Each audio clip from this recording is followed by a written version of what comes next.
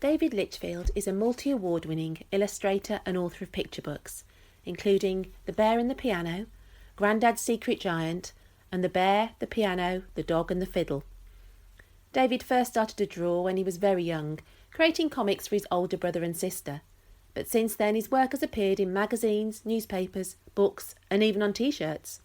He's also exhibited his illustrations in the UK, Europe and America.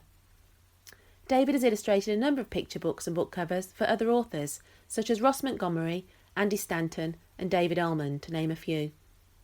David recently met with Nikki Gamble to talk about his books and his plans for the future. We're going to start really, I think, by asking you a little bit about your background. And I know you taught art for a while after finishing art college yourself.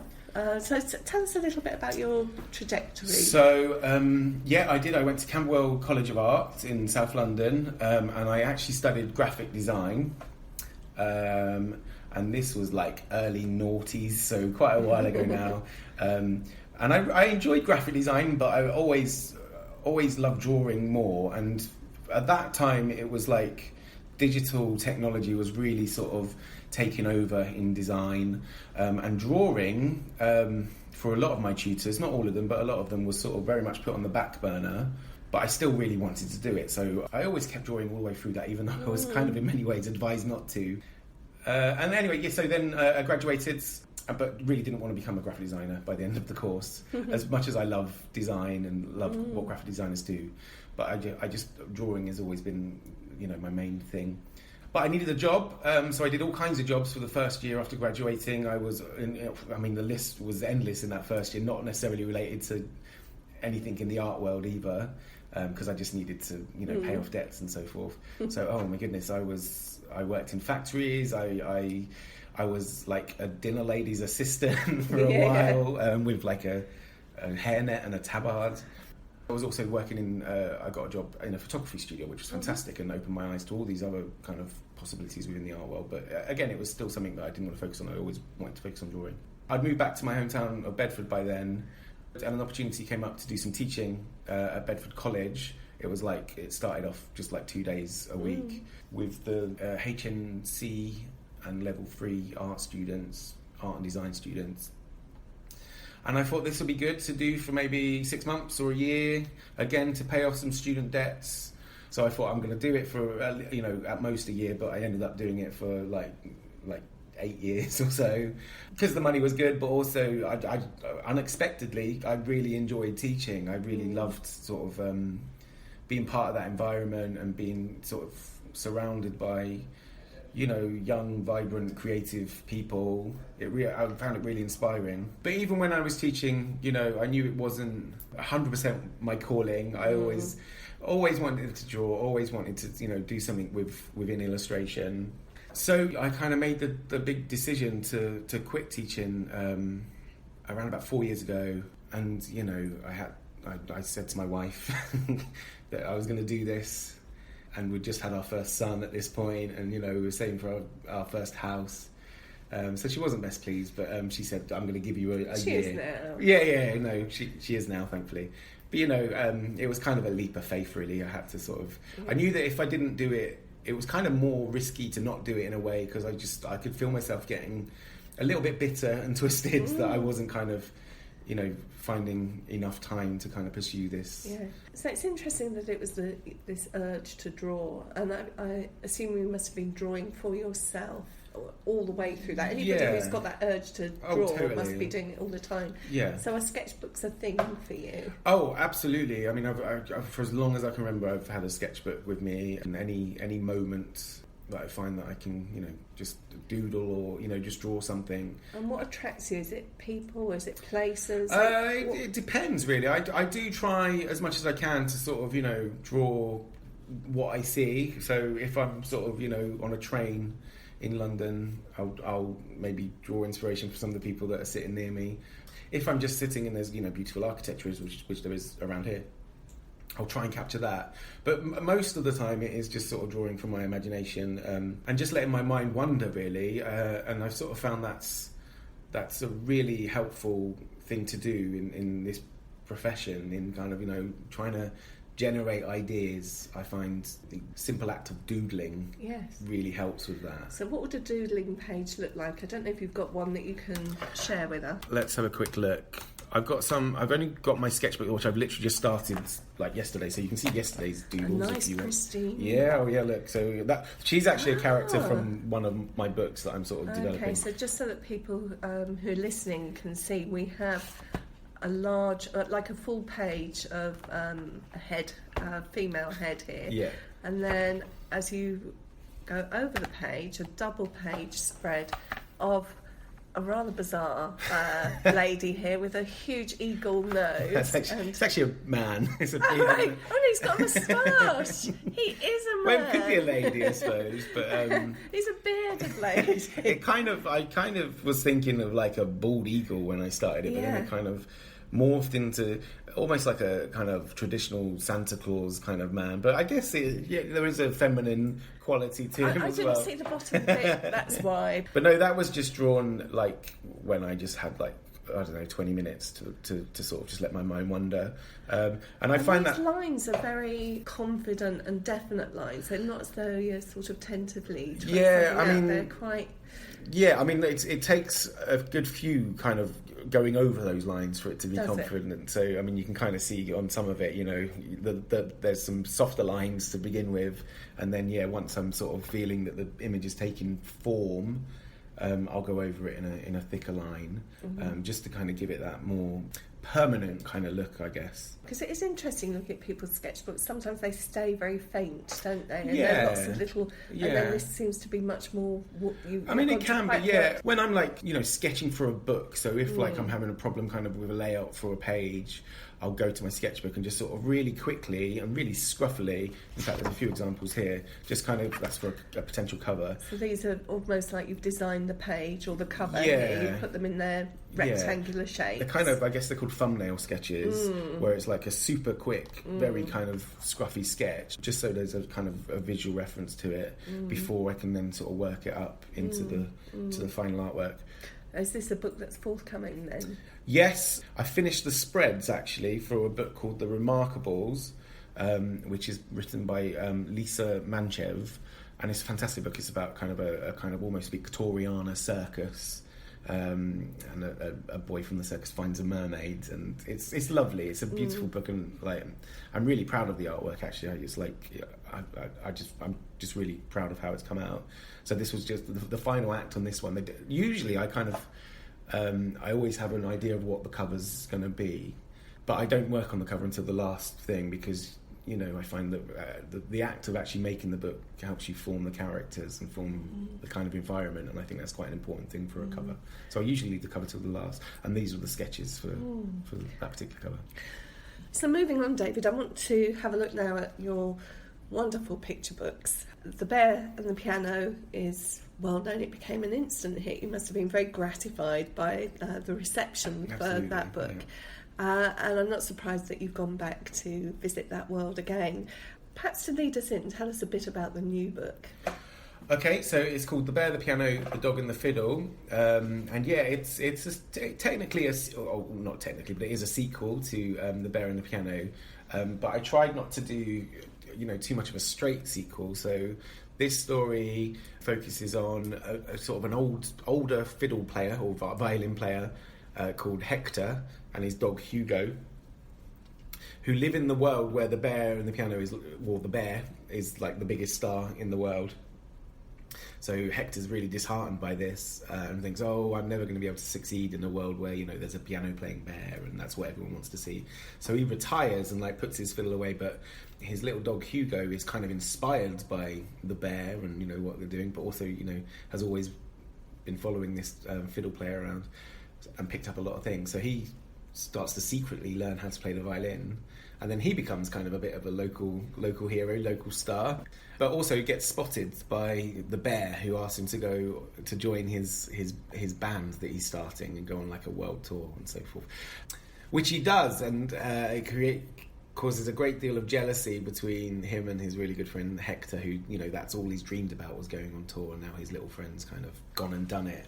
So it's all about, again, it's about friendship, it's about relationships, and it's about kind of problems that arise in relationships, and how you can kind of resolve them, and just what is the most important thing in a friendship? Is it kind of feeling happy for your friend, even if that is something that you wanted for yourself. And you might not really have the choice because you can't control those things. Yeah, absolutely. And, there are some moments of surprise in there as well, which I particularly appreciated, as Hector is being whisked off by the heavies the bears, at one point. Yeah. So let's just come to have a look at the book for a moment. And I have it here in front of me, and I thought it'd be quite useful to talk through some of these spreads. And I wanted to start by this wonderful way into the book through the end papers, where you have this wonderful, it's really establishing the scene, this wonderful cityscape with these amazing colours. Yeah. So tell us about how this picture was created. So, I mean, I love, working on the end papers is actually one of my favourite things to do on a book. I just love it because it's a way of just, again, sort of setting the atmosphere for the entire book. And in The Bear and the Piano, the end papers were the kind of the dense forest, the woods, and all the different kind of lights and colours that kind of come with the forest. Whereas the second book is set mainly in the city, so I wanted the same sort of atmosphere with the end paper, but obviously it's in the different setting. But it's obviously it's more the urban jungle for this book.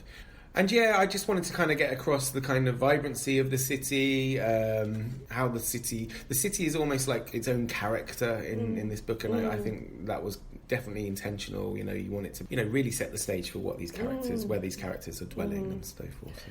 Tell us a little bit about the technique, whether does it start out as a painting or does it start out as a sketch? How much of it is done by hand and how much is actually done on your screen? With most of my books, the process is generally I will sketch out every page, really sketchy, really scruffy, in my sketchbook, over and over again, just kind of getting the right composition, and then when I'm happy with that, I'll start drawing the characters a little bit more, with pens and pencils, a little bit more detail. At the same time, and I try and do this for every book, because I don't want them to look I want them to have their own sort of look and feel, is I'll do a lot of watercolour washes and a lot of experiments with paint and different textures and so forth. I also take lots of photographs of interesting textures, so I mean, it drives my family crazy sometimes, but I'll be walking through the park and I'll have to stop and take a close-up picture of some bark on a tree or something, or some pavement and things.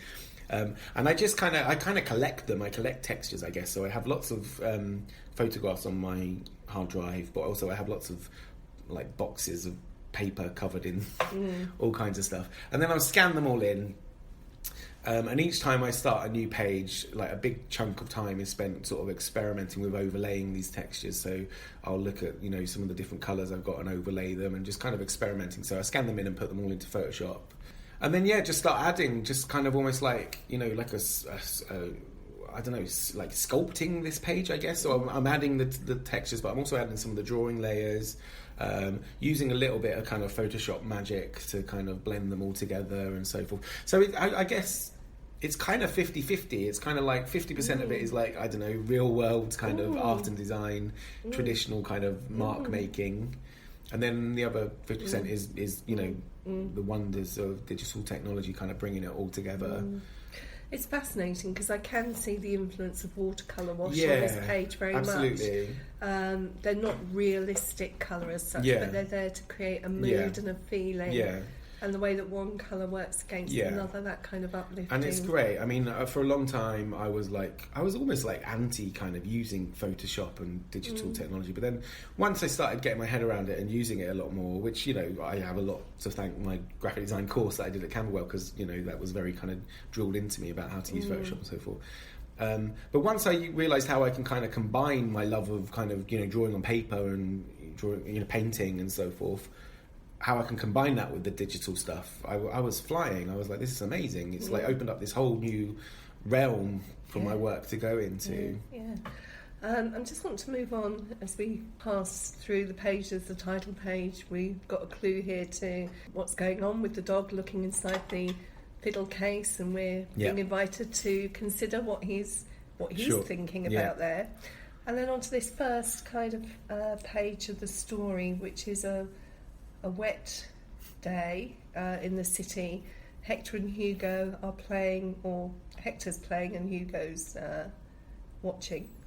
And I just want to think about the construction of this page for a moment, and in particular how, a technical thing really, how you managed to create that feeling of rain. I'm fascinated by rain and water, and how it can look. It actually does look like rain. Oh wow! And it looks wet. Yeah. So I mean, the reason, it's obviously a very busy spread, and we've got Hector in the corner, and no one's really paying him much attention, and everyone's sort of running away from the rain, and it's just well, it's not really a miserable picture, but it's kind of, because there's obviously lots of lights and stuff. But I wanted to get across the fact that, he was feeling a bit down in the dumps about his career and so forth.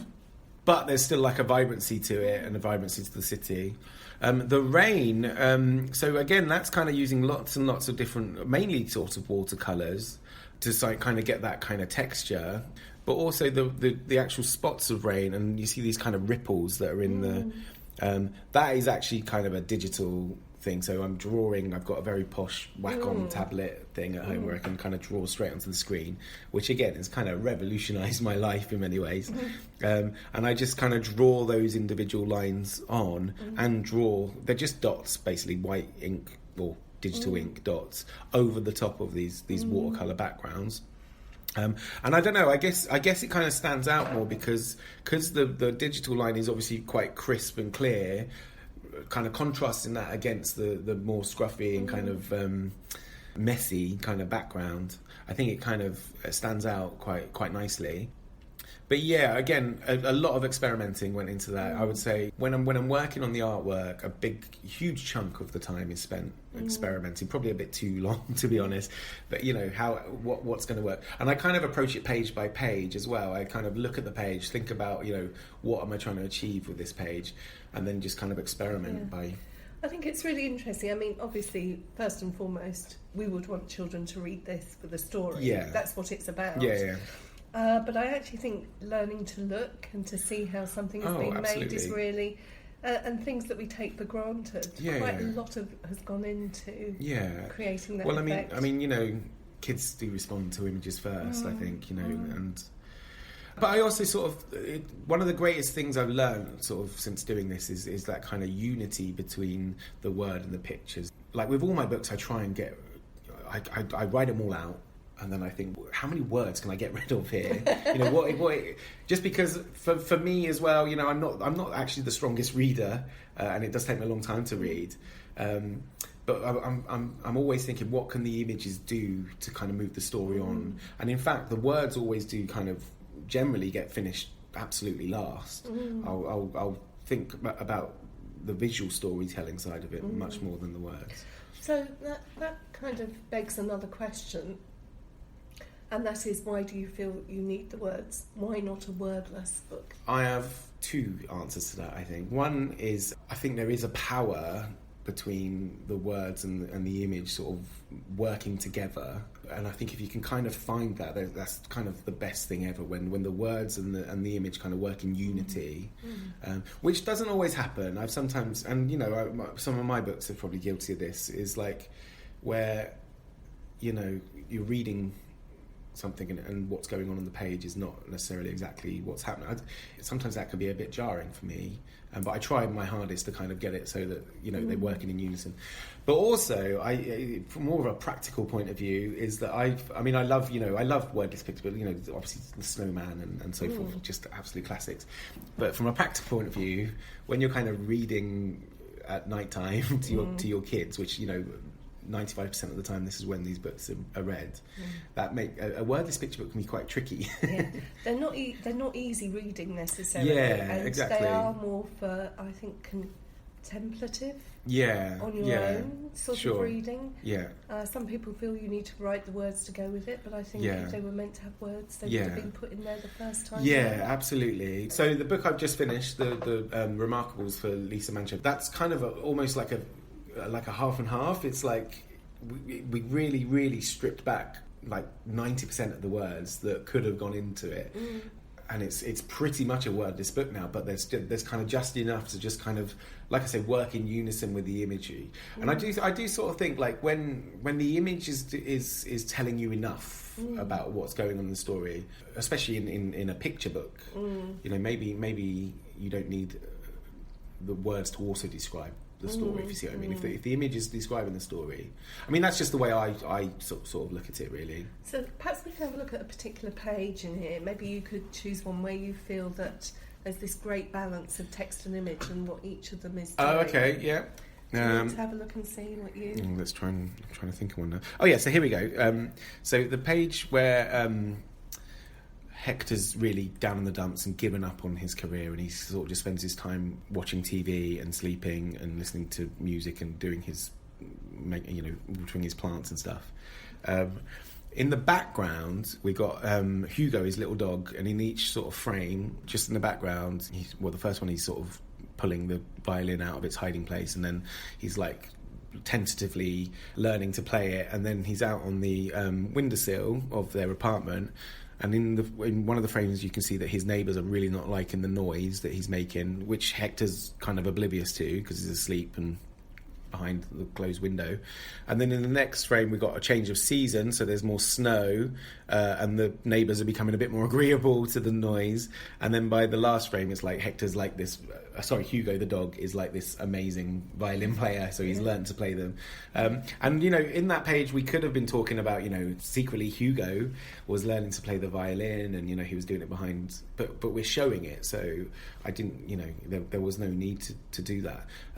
But we still have words, and the words are actually focusing on Hector and his kind of inner turmoil, I guess. Yeah. And I quite like that. I quite like, you know, having these visual clues, which sometimes maybe you don't even pick up on the first reading. Yeah. But I do quite like having these little visual clues. It is a visual medium. For me anyway, it's a visual medium. Yeah. And similar to film, you know, you don't want too much dialogue. When the images can do the work for you. Is, as you say, this is really an excellent example, because the text just says above one frame sleeping, sleeping, and sleeping some more. Absolutely. So but there's actually the image so much on more itself, going on. you would just know what's going there. So there's it also brings in a bit of irony, but it reminds us that there are two stories, two characters, and their stories being told. That's a perfect example there. Yeah. When you were working on this book, were there any bits that caused you particular difficulty or problems that needed to be solved in terms of fitting it into the number of pages or getting the pacing right? So I mean, that is always a challenge. This book is 36 pages long, which is kind of average for a picture book. And yeah, that is always a challenge, trying to kind of limit. And again, it goes back to the word count, really. Trying to kind of limit what absolutely needs to go in, because you know, you can tell these vast stories, but you have to kind of simplify them. And that is always a challenge, but it's I quite enjoy that challenge. It's quite nice to have these boundaries to kind of, it feeds a bit of creativity. So for example, that page that we just looked at, that could have easily gone on for 4 spreads, where you are, like you say, there's 2 stories going on. You're telling Hector's story, but you're also telling Hugo's stories. You could have very easily split that up and have, you know, 2 spreads just telling Hector's, but combining them actually was kind of, you know, a creative choice, but also came out of necessity that we've got very limited space. We need to kind of, and it, you know, and for me, it's one of the funniest bits in the book, because you kind of got this kind of cheeky dog in the background, kind of learning to become a violin sensation. And yeah, finding a more concise way of telling a story, I think, is always good. Anything that you were particularly pleased at, any visually that you thought, wow, that was a really good moment? Pretty much every book I've done has like a crowd scene in it. Yeah. And should we have a look at them? Yeah, so I mean, it's actually the one, there's a few in this book, but the one on the last page, I'm really proud of it. Okay, so we're in the theatre here, and we can see grand piano in the centre, and your 2 characters, Hector and Hugo, are in the centre, the bears on the side playing the piano. They're just rocking out, so basically. Tell us why you're so pleased with So, this. I mean, like I say, pretty much every book, I mean, even Space Tortoise has like this crowd scene at the end, but yeah, they've all got a big crowd scene. and they're a nightmare to draw and create. And they take me forever. Why do you keep doing them? I don't know. I mean, because I'm always like really pleased with the end result. And okay. I did one book recently, When Paul Met Artie, which is all about Simon and Garfunkel, which is like one of my favourite books I've done, written by Jean Nerry. And it starts with their concert at Hyde Park, which was like had 1 million people watching them. And I committed myself. I was like, no, I'm going to do it. I'm going to do it. So you see, the majority of the crowd and all the twinkly lights of the city and so forth. And I love that challenge of kind of doing it and working out a technique of how to do it best, but also kind of maybe simplify it a bit. So tell us a bit about that technique then. So they don't all have faces. No. So each of the audience members are basically a blob of digital paint. It's like I'll just put blobs everywhere. Right. Different colours, different shades, different textures. And again, it's just kind of building on that. So I will generally start with that, and obviously as we're getting closer, the blobs get bigger. And then, I'll start to add more detail, so especially with the ones that are closer. And it's a laborious process, but it's really worth it. It's one of the ones that, especially with this one, it was like a proper labour of love. I mean, it took me a good few days to do it. It's sort of magical that a series of blobs can come together and look like a big crowd of people. And there is, with most of the pages, there's always this point sort of halfway through, I'm like, oh no, is this not working? This is like starting to just look really, a bit rubbish. But then there is this magic moment where it all just seems to sort of come together and start to work. It's absolutely fascinating because, as somebody who's not an artist or an illustrator, I might have thought you would go for something like, oh, I got this bear and I got him in exactly the right position. And then you've gone for blobs. And no, it's all just blobs, really. Like blobs that are then kind of shaped and carved, with my digital kit. But yeah, I always tend to like my crowds. Like from the first book, The Bear and the Piano, that was actually the first page I started on, was the big concert page, because I knew, like, that was my first book, and I was feeling a bit of pressure, and I was like, oh no, this really needs to be good. So I started with that page, which I knew was going to be the hardest page, and it's the bear on the stage, and then it's looking out onto this sort of vast theatre full of people. And I used exactly the same technique, but I started that page as a challenge to myself, because I was like, if I can get that right, then I knew the book was going to be good. But also it was like every other page that I do after then needed to sort of live up to that one page. And it was a kind of way of sort of, pushing myself, really. Fascinating, yeah. I wanted to talk a little bit, because you've done a vast array of work now in relatively short space of time. And you're in much demand not only for your picture books but also for illustrating novels, all sorts of work. And you've just illustrated a novel by David Armand. Yes. And I've got that on here. I thought we could have a quick look, because your colour is so delightful, and here you are working in black and white. And I wanted to talk a little bit about what that's like. Well, to be honest, when we started that book, we weren't sure whether it was going to be black and white or not. We there was talk of it being sort of a half black and white, half colour. So I just carried on as I just worked as I usually work, with colour. And then it kind of came to be that it was going to be black and white, but I just kept doing it. But I kept doing it in colour, because I still think if you can kind of get the tones right in colour, kind of making it black and white wasn't too tricky. It's all going to be still tone-led. And yes, because it's actually grayscale, isn't it? Rather than black it's and not white hard. There is still texture in there. And I love this book. This is one of my favourite books. I actually did this, unusually, I did this artwork for this book like this year, because usually it takes like a year or a year and a half for it to come out. But and I did it very quickly. I did it in something like a 6-week period, which is quite quick for me. But I absolutely love this book. It's one of my favourite books I've done. And working with David Armand is obviously like an absolute joy.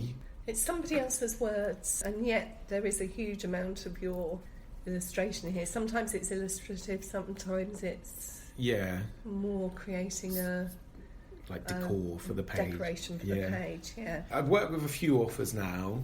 obviously the author is like the creator of the world, I guess, that you're working in, and I will always sort of have to be sympathetic to that. But every author I've worked with has been like really open to like my ideas and my input, and especially David. It was like I drew it, and he was like, "This is perfect." And you know, sometimes there's some back and forth where it's like, "I love this bit, but can you maybe change this bit?" But he was like, "This is absolutely perfect." And I just sort of feel that there's a really nice connection between me and David. This works together so beautifully. beautifully. Yeah, I really feel that way. And I just really respond well to his writing. Like my granddad grew up quite near to where David writes and what he bases a lot of his subjects on. Like this book is set in the northeast, which is where my granddad was. So I sort of picture my granddad, especially in this book. I was picturing my granddad, as a young boy going through those landscapes and stuff. And yeah, I don't know. I just find I just really respond well to David's writing, and then the book covers I've done for him as well. I don't want to say they've been easy, but they've just been so like naturally flowing. Like again, sometimes working with authors and publishers, I'll generally send out 5 or 6 different ideas.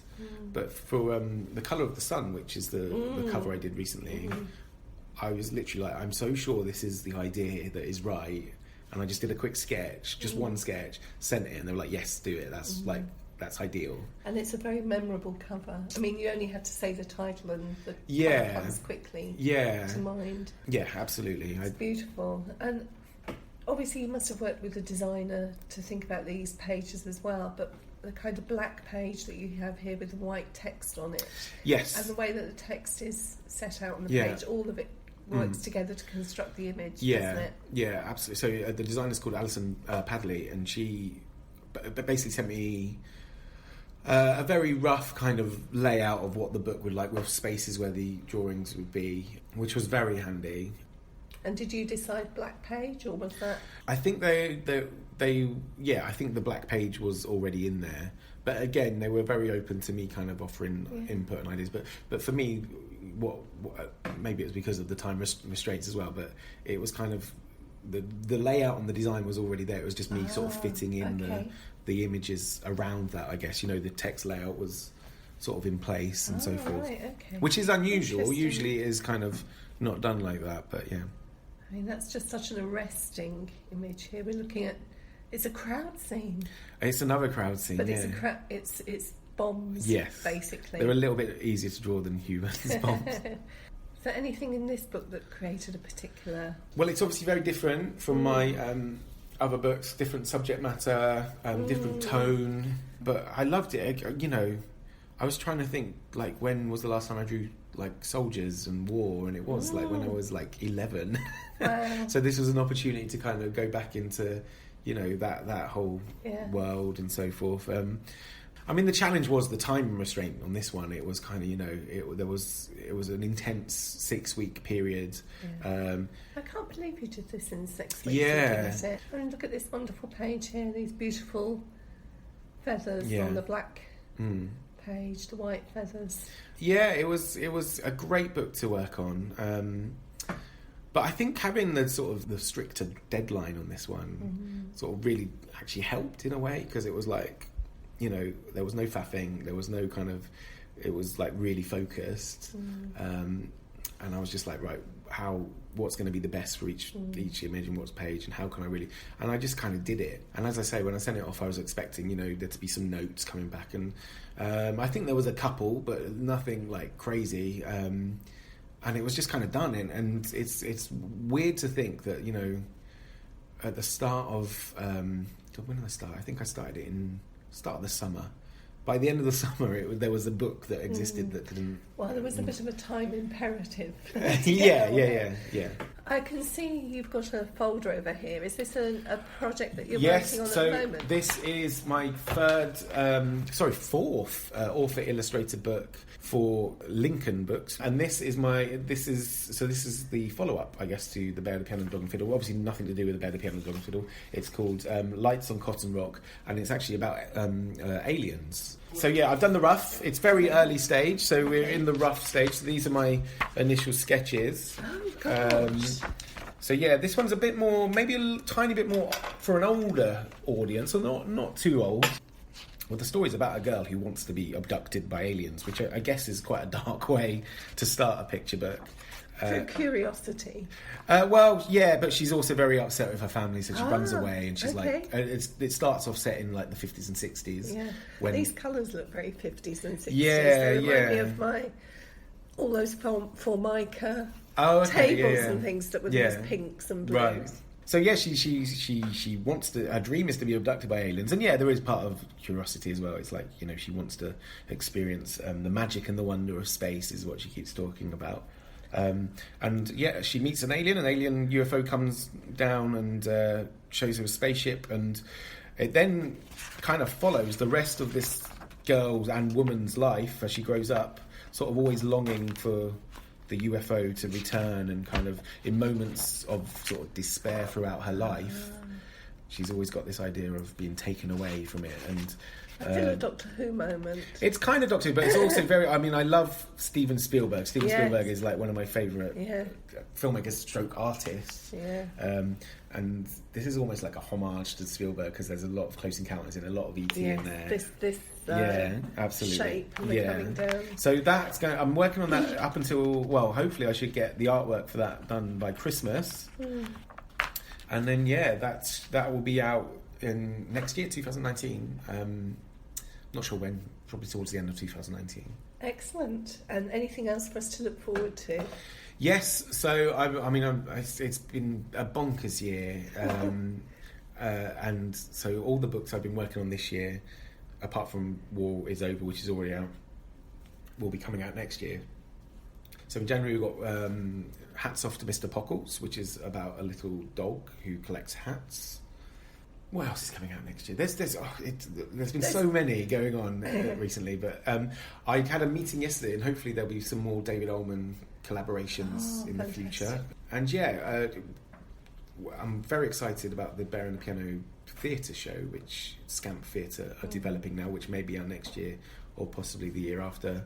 So there's lots going on, and I still, I have to pinch myself sometimes that this is now my job and this is what I get to do every day. And you've paid the student debt off. I have actually paid the student debt off, which is brilliant. So, David, thank you so much for coming and talking to us in the Reading Corner today. It's been a pleasure. Thank you very much. I found out so much more about your illustration. It's been fascinating.